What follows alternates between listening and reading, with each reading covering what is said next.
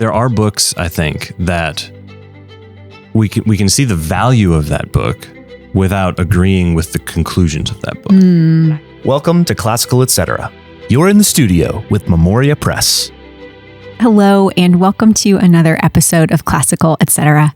I'm Jessica Gardner, and I am here today with Paul Schaefer, Tanya Charlton, and our guest, Mr. Kyle Yankee. Welcome, Kyle. Thank you. Kyle teaches literature and art history here at our Highlands Latin School campus, high school. And you also teach literature at Memoria College.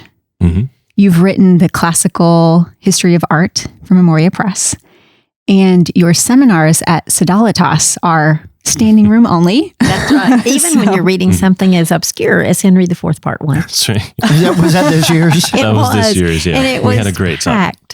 It was packed. We had a great conversation. The funny thing about it is Tara didn't read the synopsis, and she thought it was just a seminar on how to teach literature, and she signed up her primary teachers for it, and they walk in and they're like, wait a minute, why does Mrs. Luce want me to read Henry IV to teach first grade? But I'm sure it was fruitful. They said it was wonderful. They stayed. They stayed. So or at thanks least for all one you do. Well, now they know what their students will get in 11th and 12th grades. That's right. And we're That's always right. we're always asking for that. Yeah. We're glad you're here, Kyle, because today we're talking about why we read things we disagree with, how to go about it, and why it's important. So I think it's going to be a good one. Before we get to that, we always ask the question and answer, what are we reading? So, Paul? Well, on a normal episode, I would not mention this because it would just be a book that I tried and I threw away. But I just started The Persian Boy, and I'm going to throw it away. I need to ask Audible for my credit back because they have some. Will they give you your credit back? They have a no questions asked for return policy, I think. Okay. And so I'm going to try it out. I'm going to try it. I'm going to see if I can get it back. But I've listened to like an hour of it, and it had come up in some conversations, and I thought, I can't nix it till I tried it. Well, I tried it, and I'm going to nix it. And I just don't think it's worth more of my time. Sure. I gave it a shot. Whereas I'm typically a person that like I start reading a book, like I want to finish it. And even if I let it sit for 3 months and it's still on my side table, I'll pick it up and I'll finish it. This is just not one of those. So don't go get that book. Is what I would say. You did the vetting for us. I try. Yes. My ears have paid the price for you all. Tanya? I'm reading a book by somebody named Nancy Mitford, who's totally obscure. I bought this in England, and it's like 8 novels in one. It's as big as War and Peace. The version of War and Peace that we read is that big. But it is 8 novels, but each one's like 150 pages because there are so many words on a page. But it's in the 30s, and it's it's a romance, but with like upper class. It reminds me of, when I say it reminds me of Evelyn Waugh, you're going to think Brideshead Revisited, but that's not. I feel like, to me, Brideshead for Waugh is this anomaly where if you've read his other books, they are more satirical, witty, funny. This really reminds me of Waugh's other stuff, not Brideshead. It's kind of like Dickens.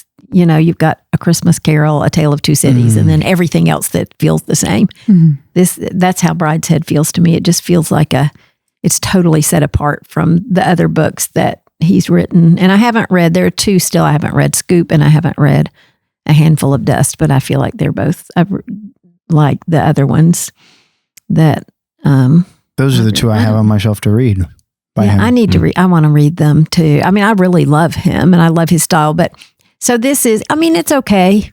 I don't know that I'll read all 8. I certainly won't read them all at the same time, but it's entertaining and light, which is what I do from now through August. It will be entertaining and light. Yeah. Kyle, how about you? I probably should have opted for entertaining and light for the summer. Yeah, you should for the summer. But I'm working on a project right now where I'm looking at a certain particular painting by Rembrandt, his 1666 Lucretia. So I just finished a book by Kenneth Clark, wow. art critic from the 70s, I guess is when he's doing his thing, British, entitled An Introduction to Rembrandt. And it was excellent. Absolutely phenomenal. So we had to watch those videos in my humanities classes my first 2 years. Yes. And at the time, I mean, we just made horrible fun of him because it was like the entire freshman year, the entire class in an amphitheater watching Kenneth Clark. And then the sophomore year, we finished him up. But we made horrible fun of him. But now looking back, I just think I totally wasted that education. Yeah, he's brilliant. He's brilliant. And he is a stodgy, English professor with, right. funny vests. But no, his writing is exquisite too. There are several descriptions in the book of particular paintings or etchings by Rembrandt that just kind of blew me away. Yeah. Very, very good. I should read something by him. I haven't, but I do have great respect for him. Yeah. That sounds terrific. Yeah. Well, on to the topic at hand.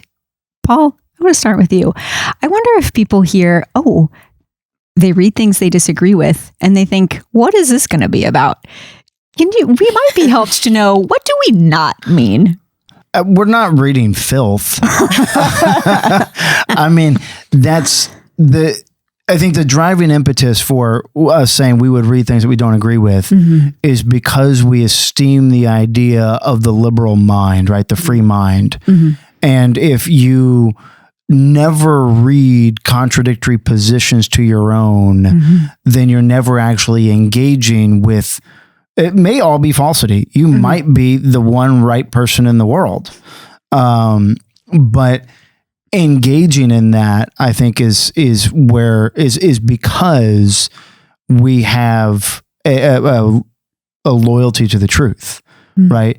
And if we're oriented that way we know that we're going to find truth in everything. It's transcendental, so the very fact that it exists, it means it has some measure of truth. Now it may have very, very little.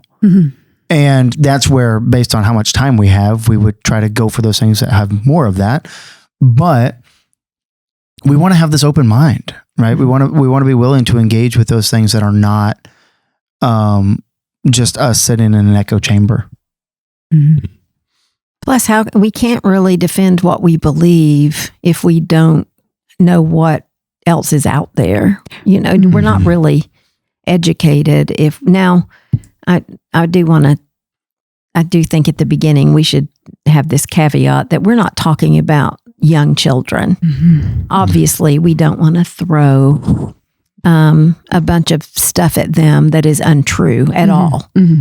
But really by I don't know, at least before students go to college, it's good for them to recognize that there are different viewpoints out there and they're going to hit them, and how if we first give them a solid set of beliefs, a solid set of knowledge that we believe to be true, and set that foundation, then nothing should really threaten them.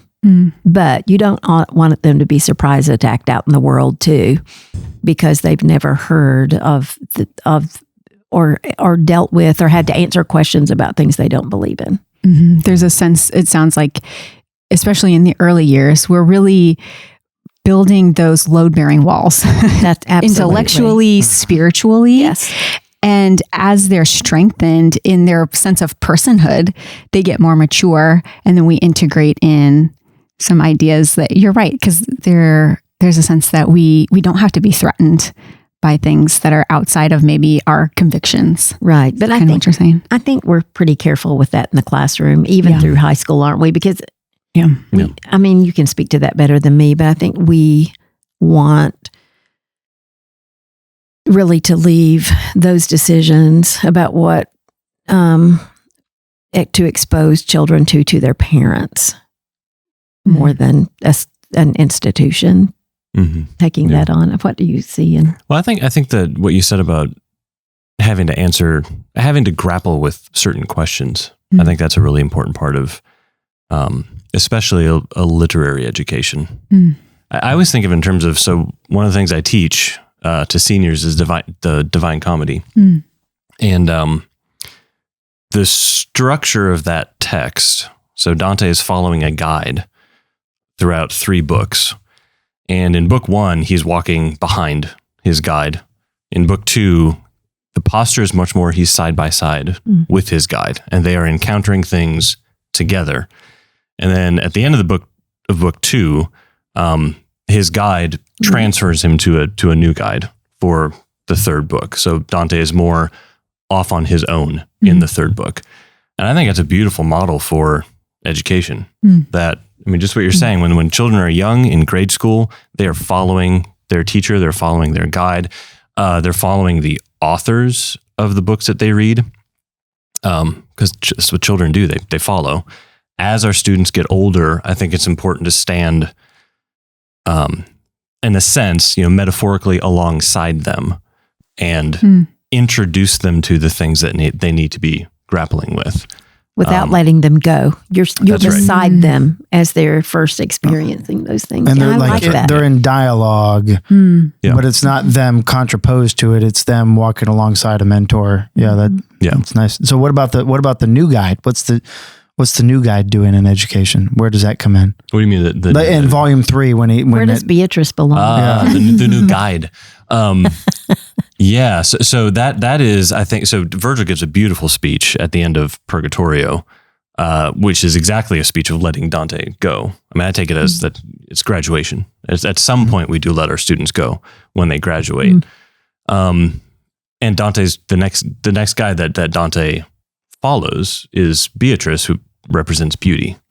So he is now individually in pursuit of beauty. As an educated person, he is in pursuit of the right thing, and therefore ready to let go. Because he's got the foundation. He's been taught. Yeah. He's learned well. Well, and I love that analogy. You should write an article. Yeah. Using that analogy for education. I'd be willing. Yeah, it's great. Yeah. But Tanya, you made the comment about allowing the parents to decide as opposed to the institution. Right. And I mean, I'll just say that it was really funny when my wife and I were first preparing to have kids in our home, and somebody was like offering us a whole bunch of books, and Sarah's like, "Do you want to examine all of these books?" And I was like, "Yes, in fact, I do." Yes. And there was a good chunk that I was like, "Nope, not coming in the house." The rest of them, those are fine. And that's just, it's important to be aware of that, and also to be aware of like what age your children are at and what's appropriate for them. And, because I was also thinking when we introduce King Arthur, right. It's a conversation that has to be had. Well, or David and Bathsheba. What are some other examples, but maybe by grade or age appropriateness that you can think of? You mean that you would be careful? Or where we start to introduce?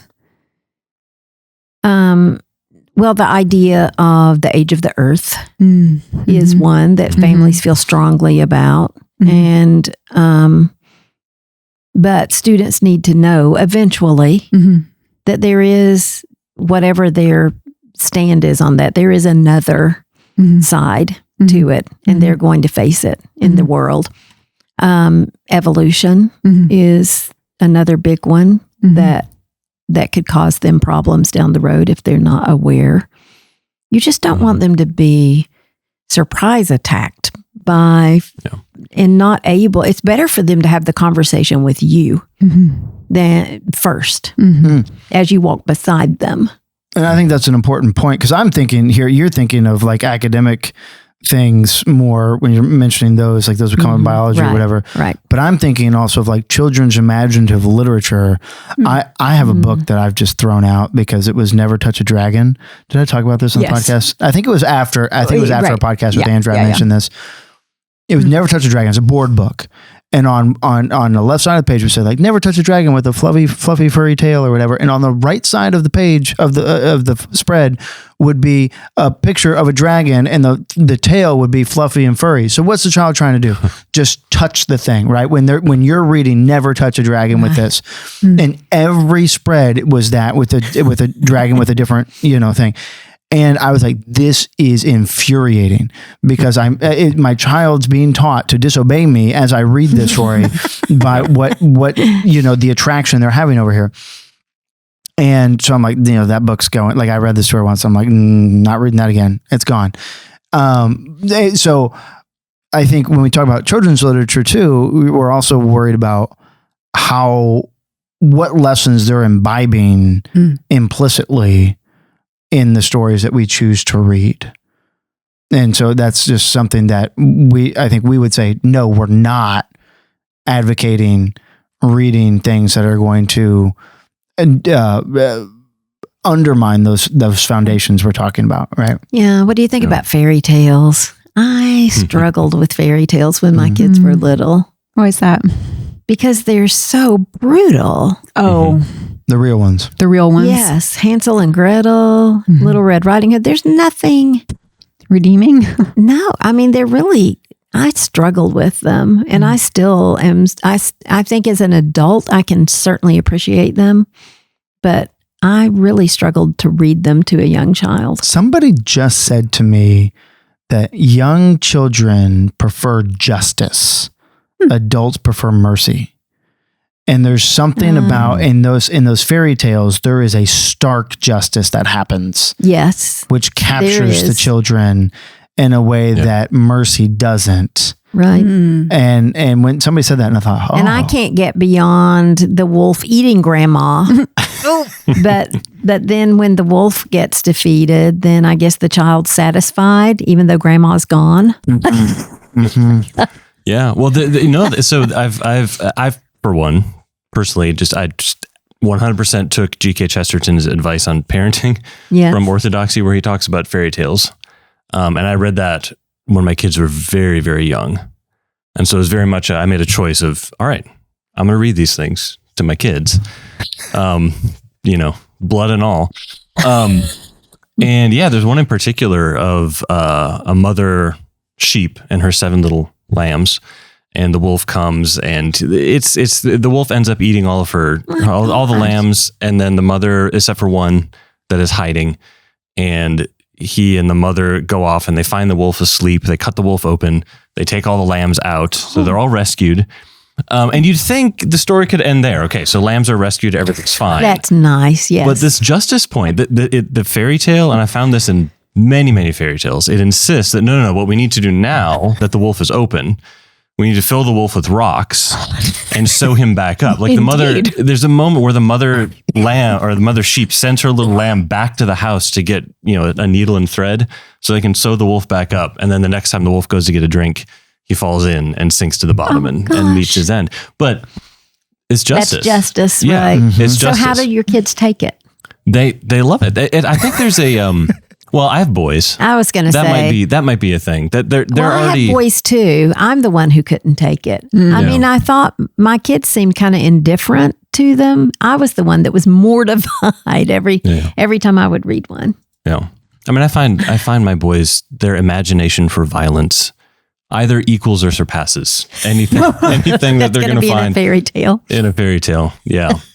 But the contrast, though, Paul, I think the board book you were talking about, that strikes me as one of that category of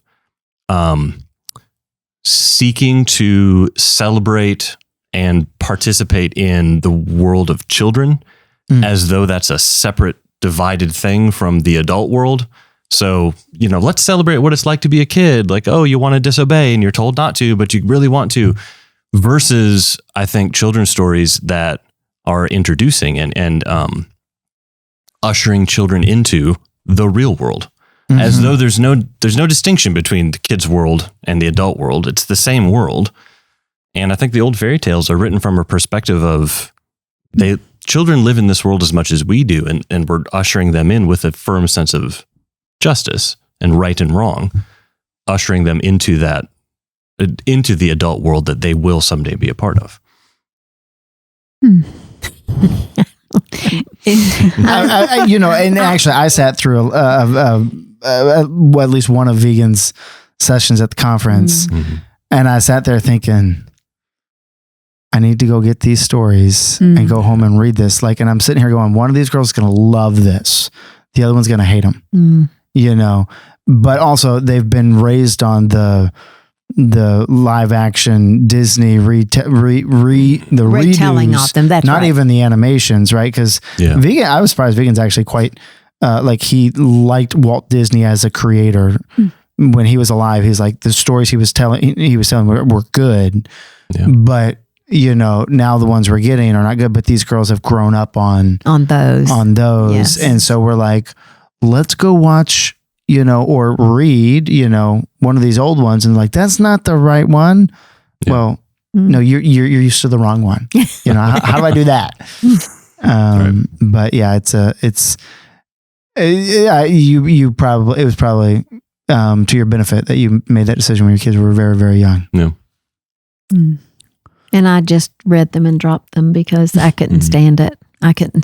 But now Vegan is working on me. And he's just really loves fairy tales. And, but he even says, they're not necessarily for very young students, especially because he wants the original versions. I grew up with Cinderella, Enchanted, but, and with Justice, but Vegan likes the one where, the stepsisters chop their toes off to fit their feet in the slippers.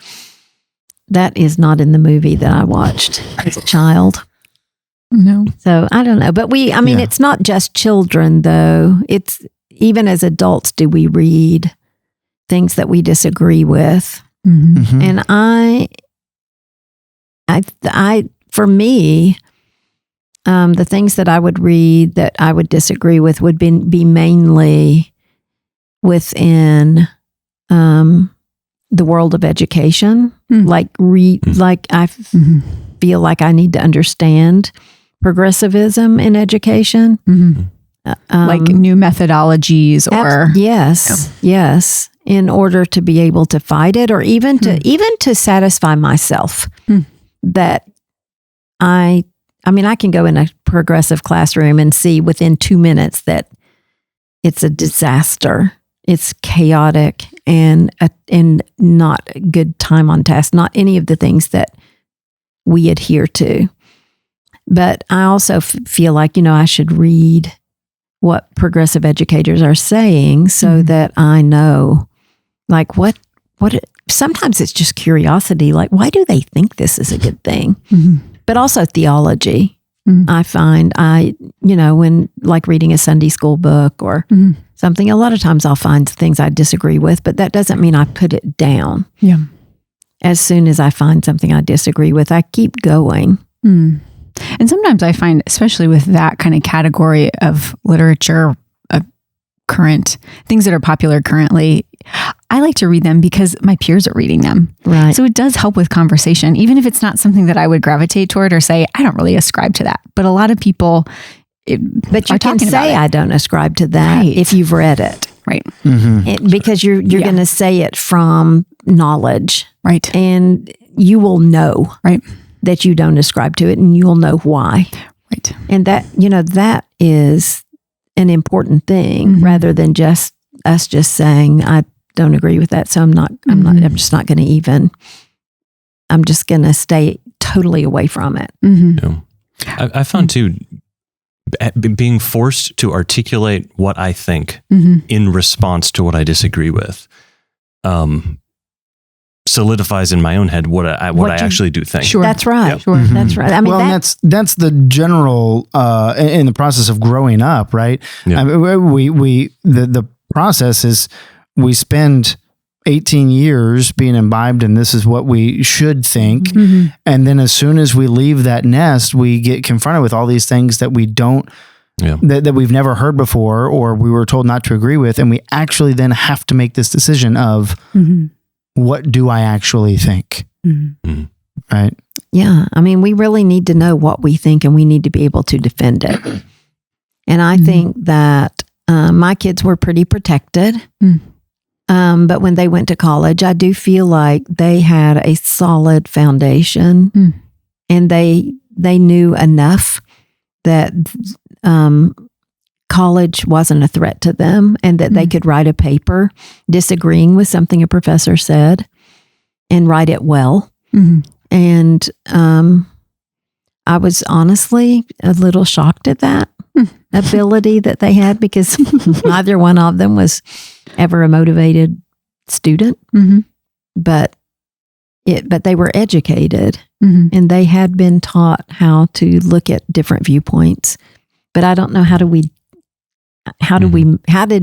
that happen with this education? How do kids come out of your high school literature classes able to go to college and defend what they believe and not be threatened by a professor who may be more liberal than them? Yeah. Can I just speak from like a grammar school, middle school perspective? Yeah. I think it starts down there with reading things like Greek mythology, where we're like, we don't believe any of this stuff, right? But we're going to take what we can out of this. We're going to respect it, and we're going to learn what we can, and we're going to move on, right? And so we're reading the Iliad and the Odyssey in 7th or 8th grade, right? And there are great principles that are in there, but do we really think that any of this stuff happened? Do we agree with all of it? No, we don't, but we do respect the text. And I think that's important. We aren't just saying, well, look at all this horrible stuff they're doing. We're saying, what can Homer teach us? And then where do we need to draw some distinctions? And so our kids are being taught from the very beginning that you can read something and say, okay, in the Greek mind, this is important for us to understand that this is the way the Greek mind works. And there's some stuff for us to take and there's some stuff for us to leave. And so we teach them that discernment from early on. Yeah. And I think it's not just head knowledge either. It's not just an intellectual understanding, in your brain of what you believe to be true. There's also, an education also conveys to the student a sense of what we value and what we prize, and what's important to us and what we're in pursuit of. And I find a lot of, I think that right there is half the battle or more in terms of students. I don't know, how do you want to put it? Staying the course as they get older or leave the nest, as you said.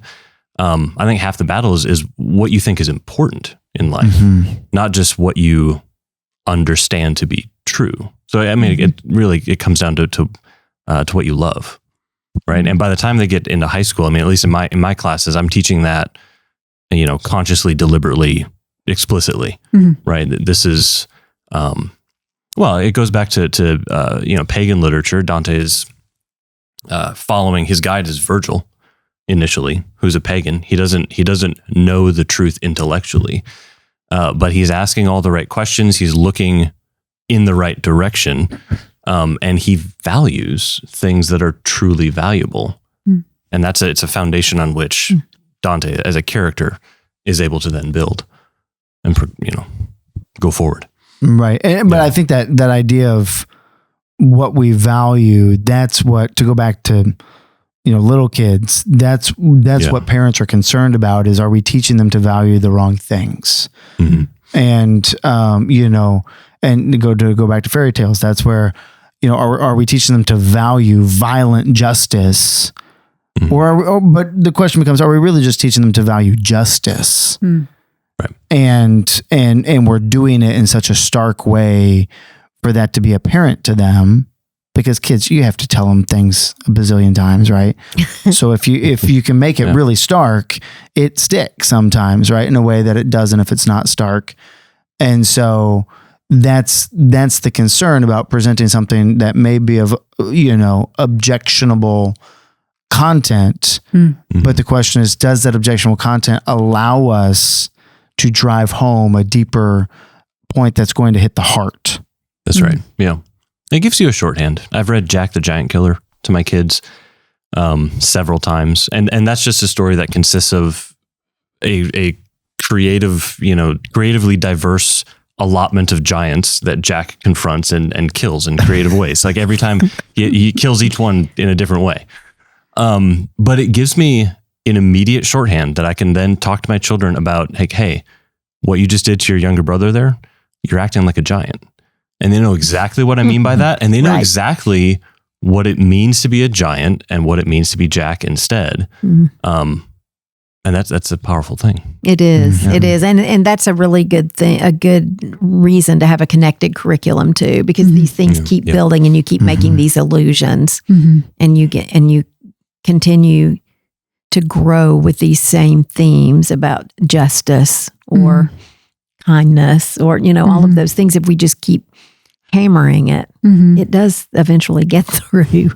But sometimes, you can just tell them, you can send them to Sunday school, which I did, and tell them what it means to be kind, and give them a Bible verse. But you can also show them through fiction what it means, what it means to be kind, what it means to be just or unjust, what it means to be evil without redemption, which you see in East of Eden, almost.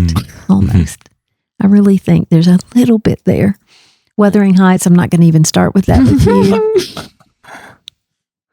Yeah. See, Tanya disagrees with Wuthering Heights, but she's read it how many times?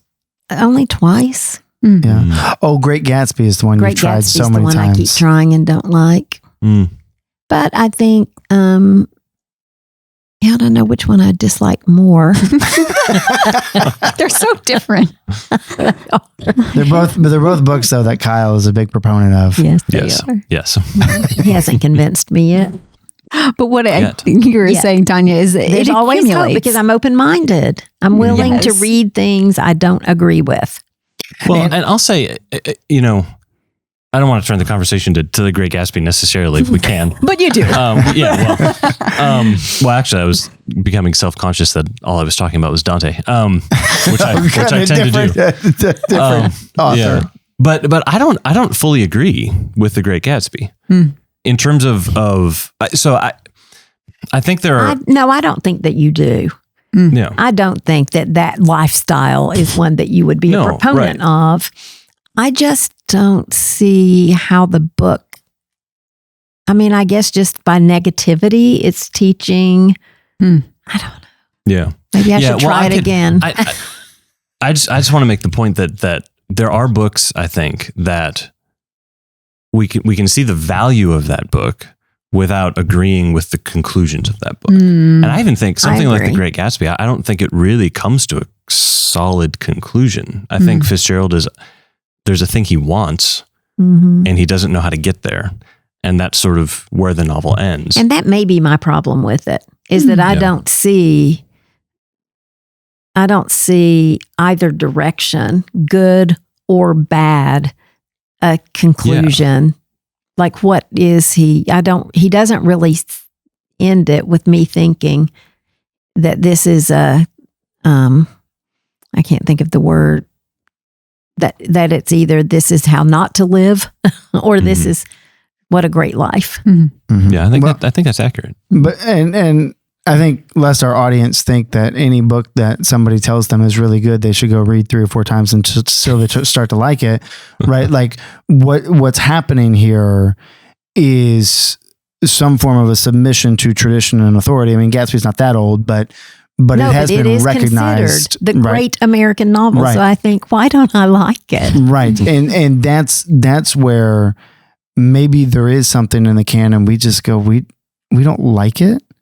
But it's worth reading multiple times for us to continuously ask that question, to be humble and go, what about me? Is it I just don't like the writing style? Is it I don't like the ideas in it? Is I don't like characters don't seem believable? I don't like the characters. And sometimes it's you have to be with people you don't like, Tanya. Right, and I mean that's you every day when you come to be with me. I do think though that. and I have wondered if that's just a problem in me and in my reading, is that I need to like the characters, or at least one character in a book. And I think if so, that's my failing. If I can't read a book that I truly like nobody in, but it's obviously a great book because everybody says it is, or am I the one sane person in the insane world?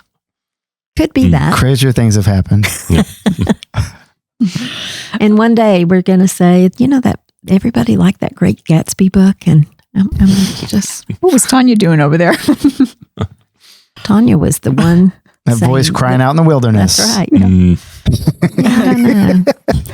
And Paul, I think about even your journey in your metaphysics class this last year and how you really helped the older students grapple with a lot of big concepts before they left for college or wherever, it's kind of where all the things accumulate and then they're getting to really address and work through big ideas. Yeah. I mean, when we start with the pre-Socratics, and I mean, we just have fragments from them, but when we talk about what they believed and what they taught, the kids are sitting here going, that's the craziest thing ever. Yeah. And I'm sitting here, but think about it. There's some truth here. There's some rationale here. The questions they're asking are questions you don't have an answer for. And then, and that, I just enjoy that course because the progression of the history of thought helps them continuously see, I got this other question that this one brings up, and they can see that. But, early on, I think a lot of them are going, what in the world are we doing here? And then by the time we get to about March, it all starts to come together and they're like, I didn't think about any of this before, but all of this now falls into place. And I had students that were like, I think Plato's full of it. Like, I just don't think Plato, is right in any sense. And other people that are like, I think Plato's right more than Aristotle is, but they had to address each single one of them. And I was trying to say, look, like you've got valid questions here that this person's trying to answer, and this is the way they're answering it. And maybe we have an issue with one or two of his points, but if we have an issue with that, does his whole system then crumble? And so then we have to say, okay, is there another way to understand a system, that where it could still stand if we get rid of those couple of points? Like, Plato talks about reincarnation and things, and some Platonists would say, well, he doesn't really stand by that. Well, his theory of knowledge does depend on that. And so then we have to have a theory of knowledge that can do that. So it is fun to watch those kids, and it does transform the way I think that they read books too, because they're forced to see the train of thought explicitly from author to author. So the interesting thing will be, we'll come back in a year after your metaphysics students have had his Dante class, and we'll see if he notices a difference after you've taught that for a year. Oh, yeah. So watch for those students. All right, I'll keep an eye out. That's right. I think that would be interesting. But again, you're having them read things that are not that like reincarnation, that they would not agree with, that could be dangerous if they explored on their own, but is not dangerous because they're exploring it within a safe place, and they're learning how to read things that they don't agree with and what to do with them. And they're also learning that just because they don't agree with some of the things an author wrote, I mean, didn't Augustine in The City of God say there couldn't be people in Australia because they would have to walk upside down or something? I mean, just, you have to take things within the context of when they were written. You can't just, and I say this because as a young person, if I were reading a book and disagreed with something in it when I was college age, I would just push it aside and quit. And that's terrible. That's a terrible thing because there could be really great. So I would have pushed Augustine aside when I got to Australians. And that would have been just awful. You would have lost. I would have lost so much. So we have to teach our students discernment. And the only way really to do that is to show them how to think freely for themselves by placing things in front of them that they have to accept or learn to deny. And I think that's the point about being accompanied, right? Is an important point. Yes. If they're just picking up a random book on the parent shelf and there's no context for this, they're not formed for this, then it may do damage. But that same book sat down with the parent or with the teacher can bring a lot of good. Right. Did I make up that Augustine thing? I've never heard it, but I can't say that it's not there. I'm sure he'd never said Australia. I'm sure about that, but he might have talked about people on the other side of the globe. I better Google that. We'll fact check. Or I'll read The City of God before we put this out. Oh, wow. See if it's in there. Well, we'll launch this in a year. Oh, well, thanks for the discussion, everyone. And Kyle, thanks for joining us. Yeah, thanks We're for glad to have having you. Yeah. And thank you for joining us as well. We will be back next time. Thanks for joining us today on Classical Etc. by Memoria Press. If you like what you heard, please like, subscribe, or share this episode or comment. We love to hear your questions and your comments. If you want to learn more about Memoria Press, please go to memoriapress.com. This has been Classical Etc. We're so glad you joined us, and we'll see you next time.